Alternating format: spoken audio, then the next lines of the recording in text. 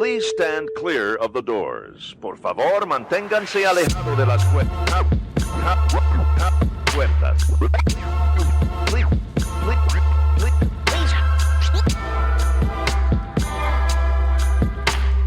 Please stand clear of the doors. Por favor, manténganse alejados. Because this here's the wildest ride in the wilderness. Hello, everyone. I'm Alicia. I'm Nathan. And I'm Robin from ParkMagic.com. Welcome to episode 86 of Adventures and Mousecapades. This week, we're going to take a scientific dive into why people love Disney so much. It's called brand intimacy, and Disney is frequently at or near the top of the list. So we're going to break things down into 6 archetypes to better understand the Disney recipe for success. We're going to talk about nostalgia, fulfillment, indulgence, enchantment, ritual, and identity. Let's dig in. All right, this is not a sermon. We are not talking about that. Well, of course it's not a sermon. There's more than 3 bullet points. There's 6 there. Yeah, There's 6. I was like, I am not prepared for any of that. So. Today we're talking with Robin Johnson. She's joining us for a conversation on how to travel safely to Disneyland with food allergies. She is a mom of a child with celiac and another child with food sensory issues. She's practically a Disneyland resident, but while the Disneyland app provides a lot of information, it can be very difficult to get some specific information that could be a lifesaver for some families. She built ParkMagic.com, to help normal people enjoy some of the tips and tricks of Disney pros and help take some of the stress, anxiety, and FOMO out of planning a Disneyland vacation. As part of that effort, she also has a Disneyland food finder, I love this, called Picky Mickey, that helps folks with allergies or who are, let's say, selective eaters find what's available quickly. And it works for everybody else too. Welcome, Robin. We're so glad to have you. I'm so glad to be here. I've been building this thing for a long time, and I'm excited to be able to share it. And I love Disney so much, and I just want other people to have that same joy when they walk into the parks as I do. Awesome. So obviously you're a Disney pro. What are your bona fides? What's your resume Disney-wise? What level of a pro are you? Okay, so I grew up in Southern California. So I grew up going as a kid, took my husband on a date, because that's a criteria. You right. Can't do Disney. You can't hang out with me.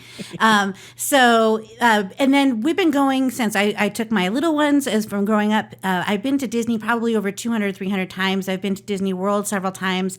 I've been into all 5 Club 33s. Oh, nice. And I even got a chance to go. I met Bob Gurr at the Walking Way House. Wow. Yeah. Which was a pretty special day. I have a picture of me up at the top, Walt, and I'm like, I could die tonight. That's amazing. That's so cool. So you've got some experience, we'll say, navigating the parks and working around some food allergies and some constraints there. Tell us a little bit about that kind of aspect of what you've been through. Yeah, so my son has celiac, and then he also had, for a while, he had a lot of sensitivity to a lot of different foods. Mm-hmm. And so for a while, I remember taking him into a restaurant, and it was a place that was safe for celiac, and he was probably 3. And we always went in with his lunchbox because he always had to eat. And I was like, baby, you can get whatever you want here. He started bawling in the car. He's like, I can't go into a restaurant without my lunchbox, because, he never got the chance to feel normal. And one of the things that I loved about Disney is it was one of the few places where I really felt like my child was safe. He could have the pizza and I didn't have to be stressing out about it. They understood cross-contamination. They were always very consistent. And so it was a place that we went to even more because it gave my son a chance to be normal, to be able to say there's a lot of gluten-free places. There's, I don't know if you can be an allergy mom if you haven't taken your child to a place where you can be you can get anything here and then just start bawling. If you've ever been in Erin McKenna's at Disney World, there's usually somebody crying in there at any given point in time. If I'm a parent with a kiddo that needs a specific menu, or I personally have some food issues to navigate and I've got a visit coming up, how do I start prepping for that? It seems like a daunting task, even just getting to Disney before we even try to find lunch in the park. Yeah, so if we're talking about traveling to the parks, I think it's always important to pack lots of your own foods, especially if you're going to be on airplanes. And I wouldn't even necessarily trust like anything that comes in a cup unless you're seeing them open up. There's just a lot of cross-contamination, especially with peanuts, because they're handling, there's just places that they've been touching. So I recommend bringing in your own food. Even when I go on an airline that offers a gluten-free item as an entree, we always bring enough food, not only for that trip, but for 2 to 3 times the length of that. Because that was my nightmare when he first got diagnosed. I was like, what if we're in an elevator or an earthquake and we can't find him food? If you've been working with this allergy for a while, I know that you know what they can and they can't have. And then there's a lot, like I usually will map out where we're going to eat ahead of time. So I'm not trying to find a place that can deal with a certain type of allergy at the last minute. Just knowing them, even if we don't stop at them, for me, because I'm generally a high-strung person in general, it makes me feel a lot more calm knowing that I have those options and I have those backups. And a lot of times that means that I carry a bunch of stuff that doesn't get used. But that to me is much better than, being in the other direction. Yeah. And then the other thing I do is when I'm looking at hotels, I really want to find one. You can get a refrigerator for most items, but especially if you need a freeze or if you have an EpiPen that needs to be held at a certain temperature, want to make sure you find out what refrigerators are available, if there's a freezer available for severe multiple food allergies that you can use. And I also ask if there's a microwave. You can't always find that information on the website. Sometimes you do have to call and ask if they have one in their sundry shop or if they have one in the lobby. So it doesn't necessarily need to be in your room in terms of a microwave. As long as you can have access to it to make that meal or do whatever you need to do, that's the important part. Yeah. And then I, before trips, what I would do is I would start looking at what of their breakfast could we make in a hotel room, without me bringing a toaster or a crock pot, because I'm not going to do that. We can make oatmeal, we can make this, we can bring yogurt and put it in the fridge. And we're going to pay extra to get the hotel that has the kitchen so I can make, so we can limit the amount of meals and the amount of exposure, especially on the way there and the way back. But Disney is one of the places that I feel has consistently been the most responsible with providing and making sure the food is safe. I'm sure that they do make mistakes, as every place. There's always a risk. Right. But they're one of the safer places. Yeah.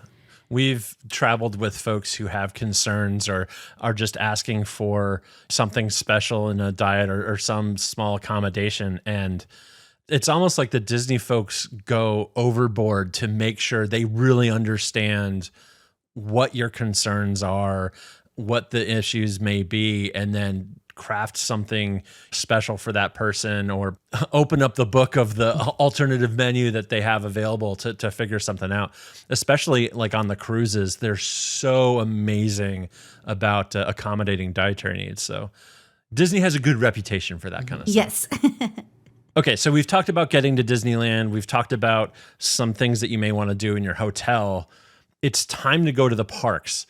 Is Disney a safe place for people with allergies? And I think we kind of pre-answered that just now, but if you could elaborate, There's degrees to allergies, right? So if you're somebody that's avoiding gluten or avoiding dairy or something along that, there's so many options. If you are somebody that has one severe food allergy, Disney is super easy. They make it really, you don't have to make a lot of extra steps.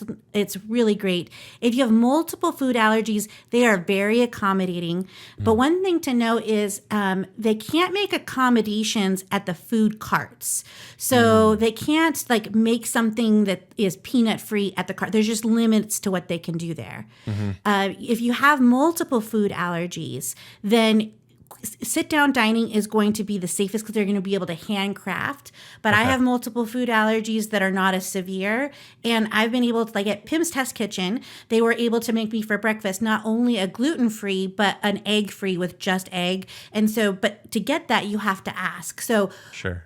especially if it's a severe food allergy, you can order like a gluten-free item, and they will be very careful. I can feel completely safe doing that, but especially if it's an anaphylactic allergy, or this is the first outing that you have, then you can always talk to a chef. They will never brush you off. They will never discount you, at least in my experience at Disney. They always take me seriously. And oftentimes they're able to produce things. They can say, well, it's not on our allergy menu. We can't normally do this, but, we could actually sub this out. So if, your child really wants French fries, let's see if we can do this over here. And so a lot of times you're able to get more than what is on those allergy menus, but they do have those allergy-friendly options available on the menu. But that's why I created Park Magic, is because you have to go through each individual menu to find. There's no way to search, reliably. So what I did is I created a tool where you can search by an allergy tag, or you can just say cocktails and see where all of the cocktails are in the park. Which I appreciate. Thank you. I made that for you. I hope it's okay. Approved. So you had mentioned, we've been talking on email a little bit back and forth, and you brought up, the ask your chef, or make sure to always ask for the chef. So is it okay to just, you don't want to just talk to the person that's taking your order? You always want to go that extra mile? A lot of times they won't even. So if it's an allergy, like if it's like they have an allergy friendly Jolly Holiday combo, which is the grilled cheese and tomato soup. Like if you mobile order that, you don't need to talk to the chef. If you feel comfortable with that, if you want to say like, I'm also sesame seed free, then you need to talk to the chef to make sure that gets completely passed off. And the other thing with those allergy food items, you need to anticipate them taking about 10 to 20 minutes longer. So even if you're mobile ordering them, like smoke jumpers is especially weird, because you order it, you tell them it's here, you check in, they're like, okay, now we'll make your food. Right. But what was the point of that again? Yeah.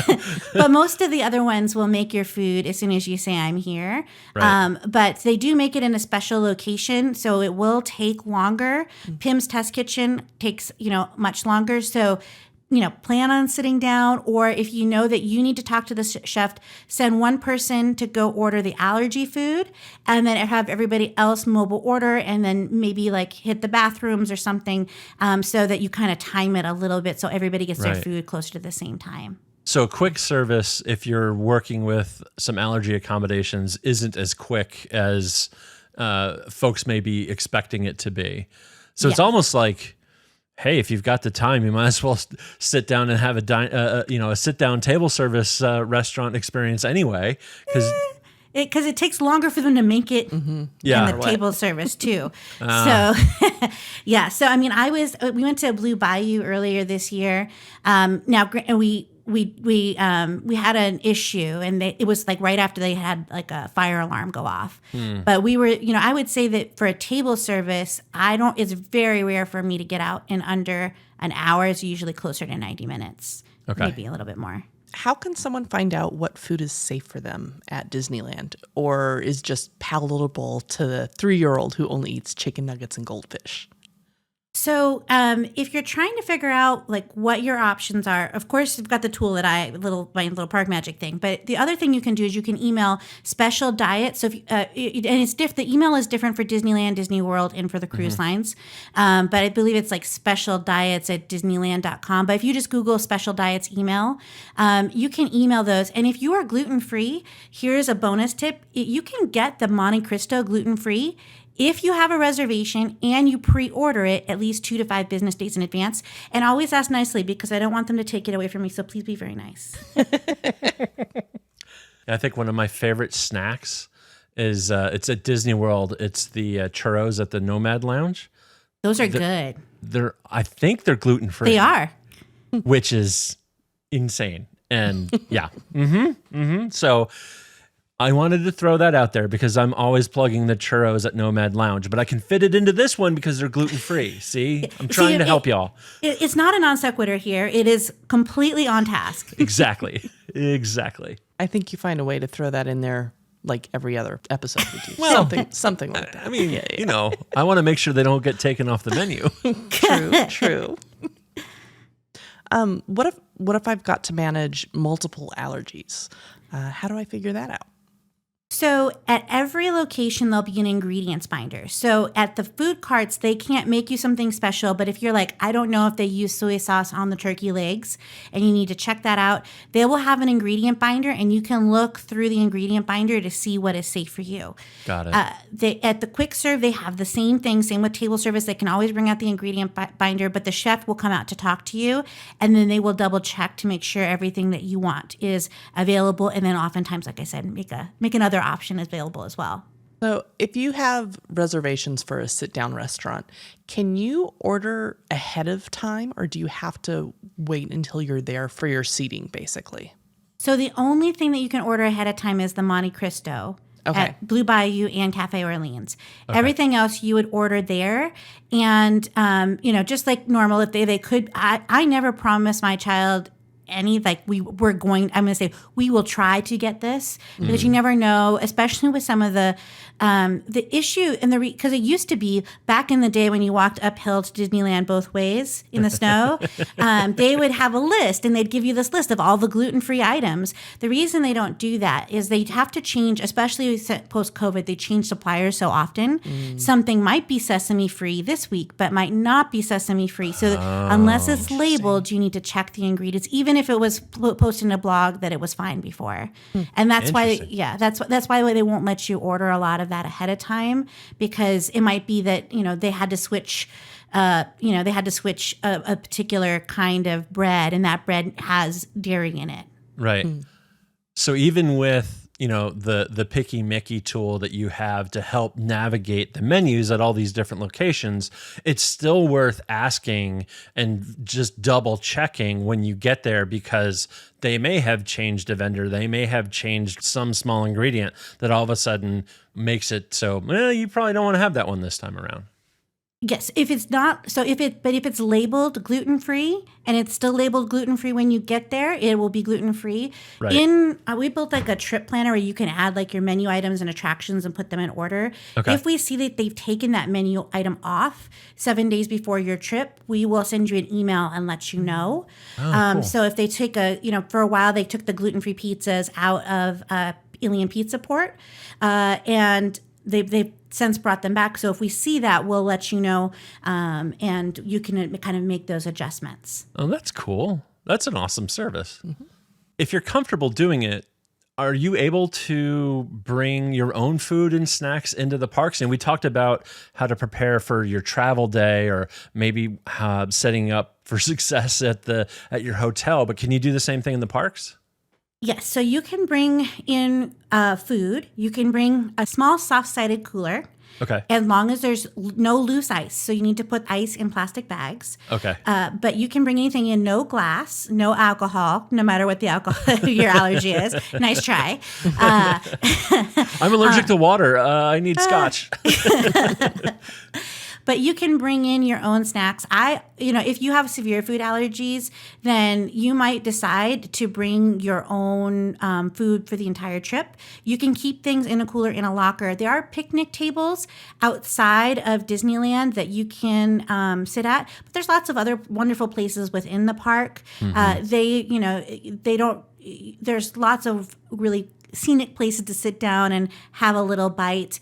I always bring in some snacks with me. And then when my littles were little, I would bring snacks because also if I'm taking them to try, maybe they've never had, my son didn't know what a hamburger with a bun looked like for a while, right? Wow. So, you might be so excited for him to try the gluten-free Jolly Holiday grilled cheese sandwich, but it's on a hamburger bun. They might not like that, especially, if your kids have sensory things, the texture might be not right, or it might just be out, there's so much other sensory input that they're getting. I find that my little one that has sensory issues, it's harder for her to try new foods when she's overloaded or overtired.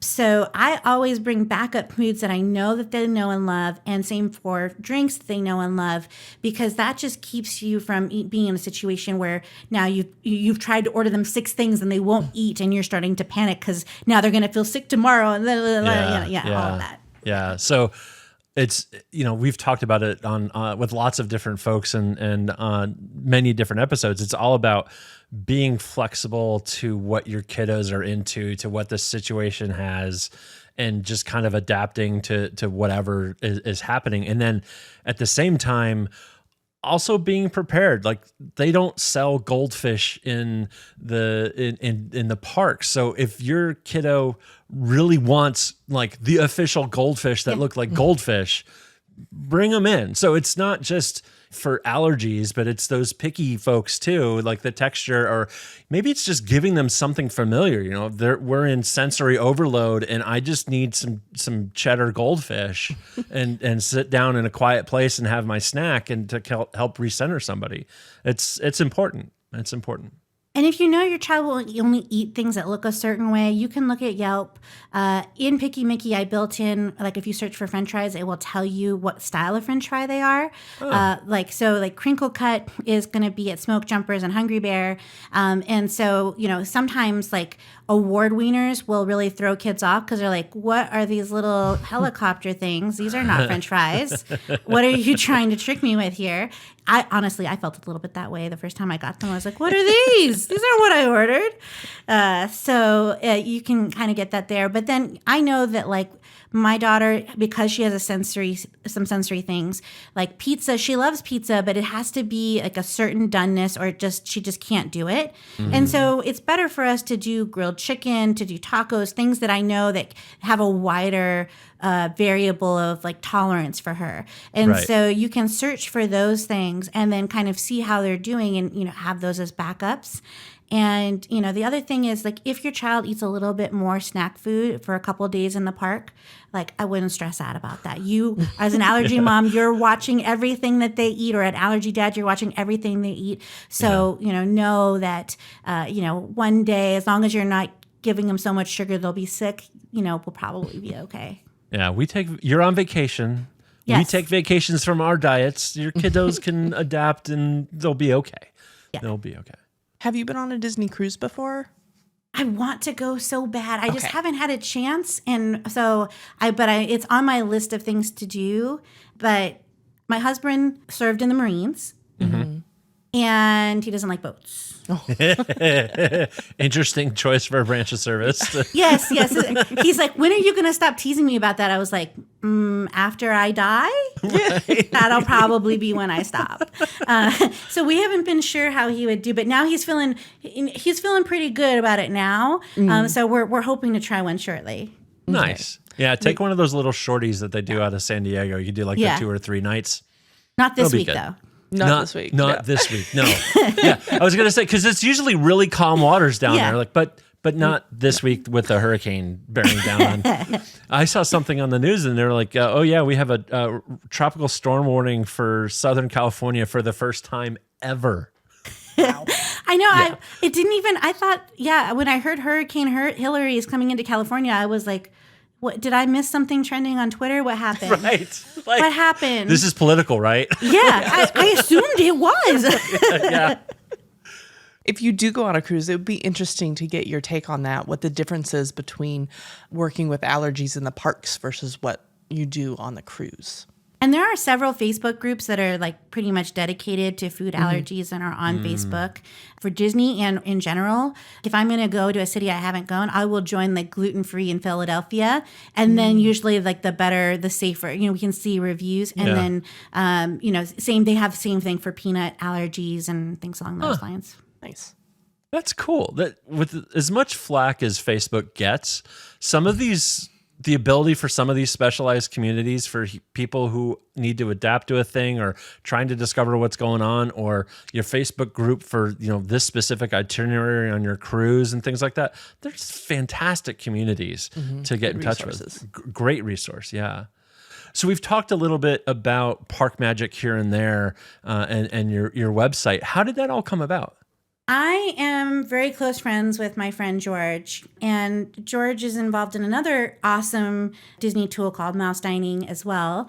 And we were at Disney World having a great time, and I was like, he was like, well, what about, what can you eat over in this park? And I was like, there has got to be a better way. And we had been kind of talking things back and forth, and we just wanted to build tools and that would help people because, we'll be in line together waiting for a ride at Disney World, and somebody's like, what should we use our lightning lane on? How about Turtle Talk with Crush? No, don't use your lightning lane for that. No. Yeah. There's better choices in life. Yeah.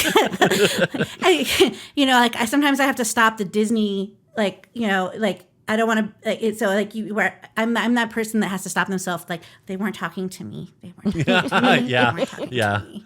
I've been in lines before, and people have said like, "Oh, we're gonna do this because it's gonna be amazing," and I'm like, "I'm just gonna shut up." Everybody has to learn. Everybody has to learn. Yeah. Well, that's neat. So, and then the Picky Mickey tool is just kind of adding on to that to try to help folks in your kind of situation. Yeah, and then so we've started to add other things. So we started to add like souvenir sippers and popcorn buckets. So you can search for souvenirs. And then I have a friend that's like really into cocktails. He's like, I really would like to see the cocktails. And my sister was like, well, we were in Disneyland in California Adventure, and she's like, where do you think they got that wine? And I was like, well, I know, but let me show you this tool I built. And, Right. That's so cool. Yeah, it's been really fun. And it's also given me a really good excuse to justify a lot more trips to Disneyland because I need pictures and stuff. Well, now it's a business expense. There you go. You were saying that you've got the menu changes and the gluten-free pizza goes away for a little while. Like, how are you staying on top of all that? So we actually we'll look at all of the menus on a pretty regular basis. Right now it's a weekly basis, but we're getting to the point almost where we can do it on a daily basis because there are menu changes every day. A lot of them are small, like they take out the cheese sauce or they, a menu price changing here, but the menus do change every day. Yeah. And so, and most of the time it's going to be there. And there's some places that offer seasonal things like Paradise Garden Grill. It's the rotating menu, so Right. those things are changing, Right. And there's all the seasonal items that come and go. So we kind of keep an eye on all of that, and then update it in our app on a regular basis. That's cool. So obviously you're charging what, $50, $60 a week for access to all this? Right now it's completely free. So Okay. Wow. we have a ticket comparison tool that allows you to search like Undercover Tourist Getaway Today and Sam's Club and Disneyland to see what the best prices are and to look at like a because sometimes people are like, I'm going to do a 2-day park hopper. Well, a 3-day single park hopper per day might only be $3 more. Yes. So Yeah. so you can kind of compare those because it's kind of overwhelming. There's like 32 different ticket options. We have like a budget builder, like a daily plan builder, and like a full trip itinerary that will give you like where you can keep your hotel, your park ticket reservations, and then you can save all of the attractions. You can filter by what attractions are like under 42 inches for your little ones. So all of that's I hope that's not too promo-y. I'm just really excited about it. No, it's fantastic. There are a few different sites and tools out there that kind of address part of that. Mm-hmm. And it really seems like you're trying to fill a niche where, hey, I want to address all of these things and build a complete package. And then like what you were explaining earlier where, hey, I've said that this is my itinerary and here's when I'm going to be there, but I also have like this allergy and there's a menu change that affects that allergy and your system is going to let those folks know before they go. Like, that's awesome. That's really, really cool. And, we will charge for parts of it, as we get out of beta. Sure. So, be loving, send us anything that doesn't work because we want to fix it right away. Yeah. We are still in beta. But, we have like a course that like walks you through the basics. Because like, I feel like I was hearing somebody and they were like, I just hope I watch the right TikToks. And I was like, oh man, your vacation shouldn't have to rest on TikTok's algorithm, And so the whole thing is really based on you shouldn't have to study for a vacation. Yeah. Yep. Let us do the studying for you. Yes. Yeah, exactly. That ticket price comparison thing is very interesting to me because I do that all myself, just going through. It's like, okay, what does Undercover Tourist have? And I have my beautiful Excel spreadsheet, write everything down, so many different combinations that they have. 2-day, 3-day, with Genie, without Genie, park hopper, no park hopper, child, adult, although we don't have child prices anymore because 10 is an adult now. About that. Yeah. So that is very interesting. I am glad to know about that because I will be utilizing that in the future. And it really does come from I'm tired of having to make a spreadsheet of 16 different things. Myself, I don't want to use spreadsheets for Disney anymore either. Right. We were talking to our friend Michaela a little while ago, and she was saying that everybody comes to her asking about Disneyland trips because everybody knows she has all the spreadsheets. She's like, yes, let me find the data you need. Beautiful spreadsheets. Beautiful spreadsheets. Actually, I haven't seen her spreadsheets, but I do have beautiful spreadsheets. You do have beautiful Robin, spreadsheets. I'm sure you do too.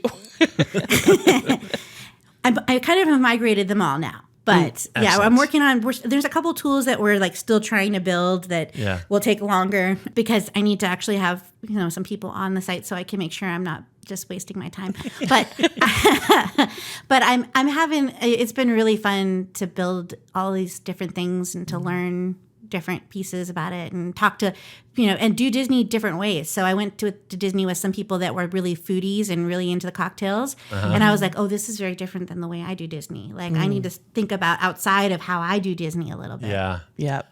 We're even finding with ourselves that as the kids get older, or we do trips that are just us or trips with our other adult friends, we have so many different ways to do Disney. And we have to start thinking of oh, wait, we don't need to focus on the rides for this. We want to focus on what's the festival going to be at Epcot, or when is the California Food and Wine Festival going to be? When is Spider-Man jumping? Yeah. Exactly. Right. All of that important stuff. It's cool to see you kind of developing those niches to help everybody in whatever that they need to do. Yeah. There's no right or wrong way to do Disney, honestly. There's No, so that's many true. different ways. And And I everybody think that's why there's so concentrates on much different things. dissatisfaction, honestly, is because people are watching these TikToks and it makes it, they're only seeing 60 seconds of somebody's trip. They didn't see the kid throwing the tantrum before. They didn't see, that they got, the security made them open every pocket and every wallet and everything. They're not seeing all of the little moments when they were running late or their table service ran long. People get this impression that Disney's going to, follow this great schedule, and Disney's unpredictable. Rides go down, rides go up. And, I think that if we can, when I talk to somebody who's going to Disney, I'm like, pick 3 things that you really want to do. Yep. And then learn about some other things, because the order that you do things at Disneyland definitely matters. But, be free to let your kid play on the playground for 3 hours, because they might not remember the ride that you brought them to the park to go to do, but they will remember playing at Redwood Creek Challenge. The big playground, or running through Pirate's Lair, and seeing the pirates in the caves, so you never, sometimes the things that I think, a particular person that I'm going to Disneyland will really want to do, and that they think they really want to do, ends up not being the thing that they like. Yeah. True. So kind of circling back to the allergies and the food concerns, is there anything we haven't covered that you want to really get out there to our listeners, other than, hey, go to the parkmagic.com site and leverage the Picky Mickey tool? There are a couple of things that I do want to mention, and that's that downtown Disney restaurants are not owned by Disney. So not all of them have the same level of care or understanding when it comes to food allergies. So you need to be really careful, and the same is true for Disney Springs. There are some that are really good. There are some that are really have a bad reputation. The other thing to know is Space 220, a lot of the Epcot restaurants are not owned by Disney. So if it's not owned by Disney, then they will have different protocols for allergies. So especially if you have an anaphylactic allergy, I'd highly recommend sticking to Disney restaurants or going and making sure you find out what their policies are for cross-contamination, because you can't assume that they will be as safe as Disney. And, just to, even if you have ordered something in the past, if you have a severe allergy, always ask to look at that ingredient binder because they do change vendors quite a bit. And we've been seeing a lot of like they'll pull something off, they'll pull something back on, and that usually means that they had to change a vendor for a particular ingredient. Got it. Is there a way for folks to kind of easily figure out if I'm going to a restaurant, in the park or downtown Disney or Disney Springs? And how do I know whether it's a Disney food establishment or if it's an outside company, an outside partner? So at Disneyland, it's really easy because anything inside the parks and inside the hotels is Disney owned. Okay. Anything, so like Tortilla Joe's, Jazz Kitchen, whatever they renamed it to. Rest in peace, Ralph Benner. All of those are not owned by Disney. And then Epcot and Disney Springs are really the ones you'll have to watch. Most of the ones that are in the pavilions and Space 220, and then some are better with some allergies than others. Okay. So that's when you go back to your peanut allergy group, your gluten-free, dairy-free group, and you say, how have people been treated at the new restaurant in the Japan pavilion? And you can kind of get some feedback. Okay. And then the other thing you can look at is Yelp. If you're gluten-free, there's an app called Find Me Gluten-Free that gives reviews, and people will say like how safe it is for celiac. Okay. Like maybe they have gluten-free pizza, but they can't tell you if there's gluten in the sausage. Well, that's not helpful. Yeah. Yeah. Got it. Got it. Yeah. But if you're in Florida, if you're going to Magic Kingdom, you're going to Hollywood Studios, those restaurants that are in the parks there are Disney restaurants. Yes, and you can always ask if it's a Disney-owned facility. A cast member will, tell you. And you could also go to guest relations and say, I just want to make sure I have severe food allergies. I wanted to know, is this restaurant owned by Disney or is it not?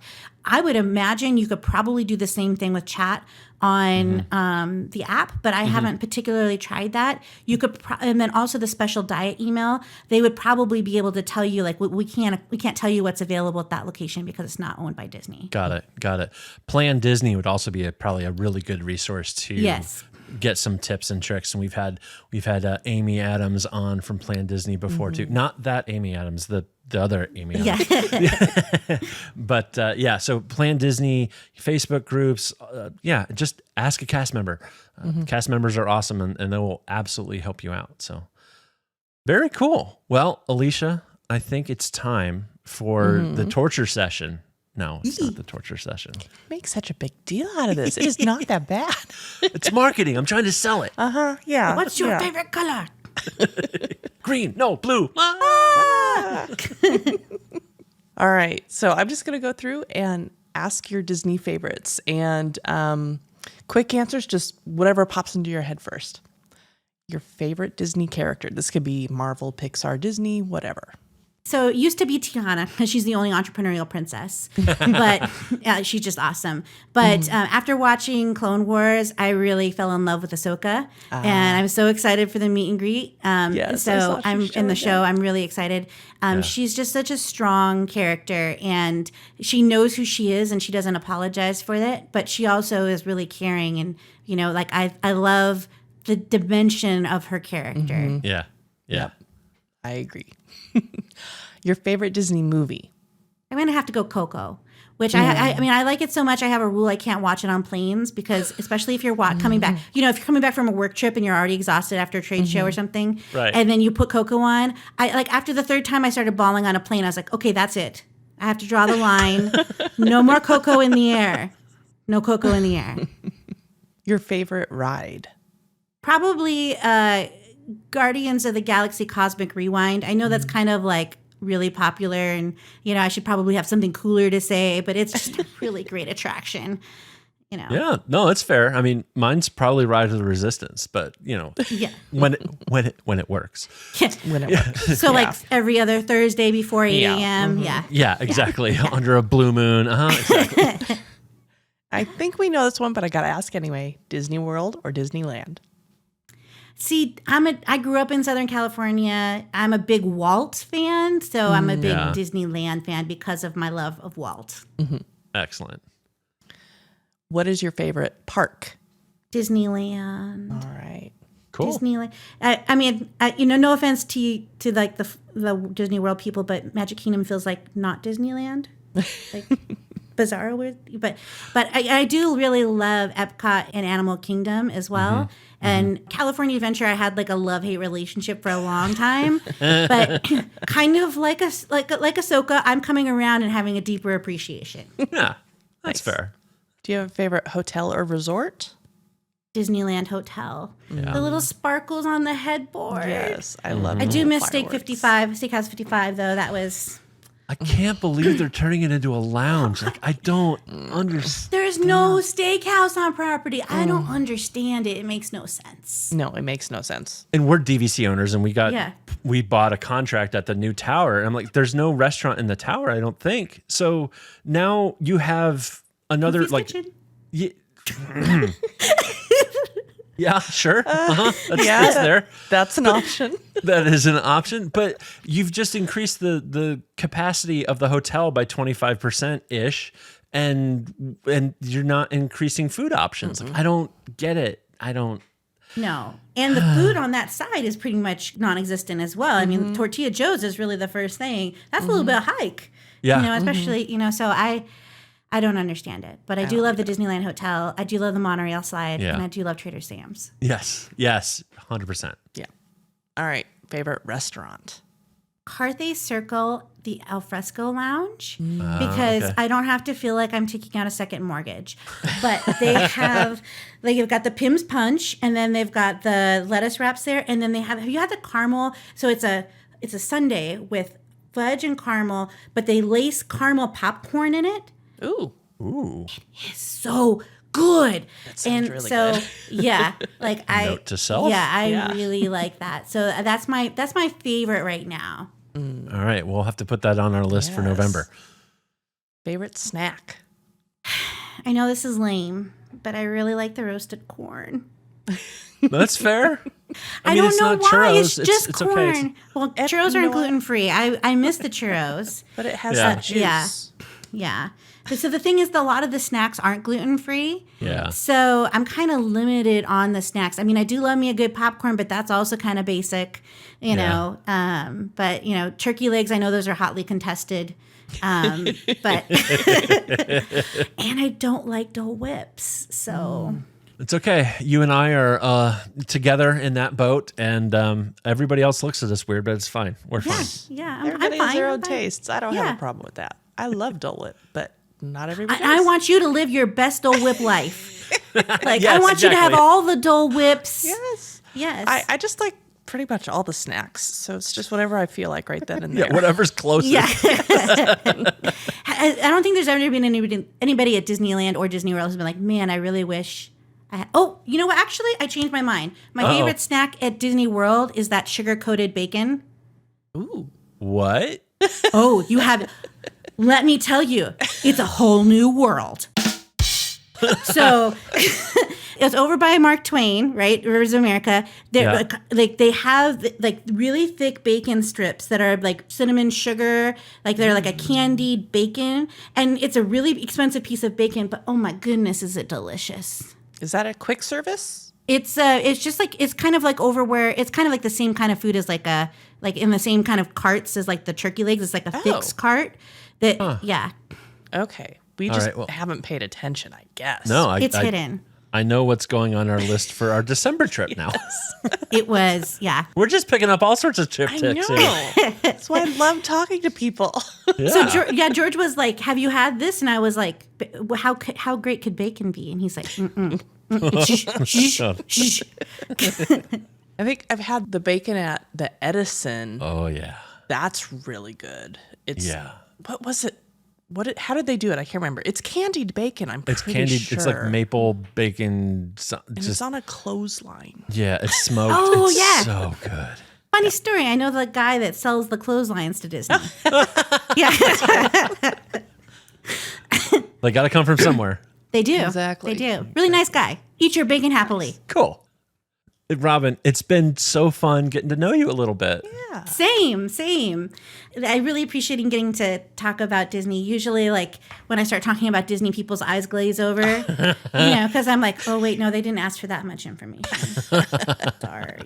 Well, we asked for all the information, Yes. so it's fair. And good luck with the new service with the parkmagic.com and the Picky Mickey and all the other tools that you're adding on to parkmagic.com. That looks like a really, really cool platform, and we'll definitely be poking around there and seeing how we can fold that into how we take our trips down to Disneyland. Yeah, and we're hoping to expand out to Disney World in a couple months, but for right now, there's a lot less restaurants. We're trying to keep the variables small as we start. Yeah, so. exactly. Exactly. Well, best of luck, and thank you so much for joining us. Thank you again for having me. We are not affiliated with Disney, and we are not travel agents. While we can offer our opinions and our suggestions, we do recommend working with a travel agent to plan your perfect vacation. If you have questions or suggestions or would like to be interviewed on our show to share your Disney experiences, please send an email to podcast@ourmousecapades.com. You can follow us on socials at Our Mousecapades, and please do us a favor, rate and review in your podcast app. It really helps people find us, and it just helps us out too. Smash that like button. Ring the bell. Thanks for listening. We'll be in your ears next week. Thank you for flying Star Tours. Bye-bye.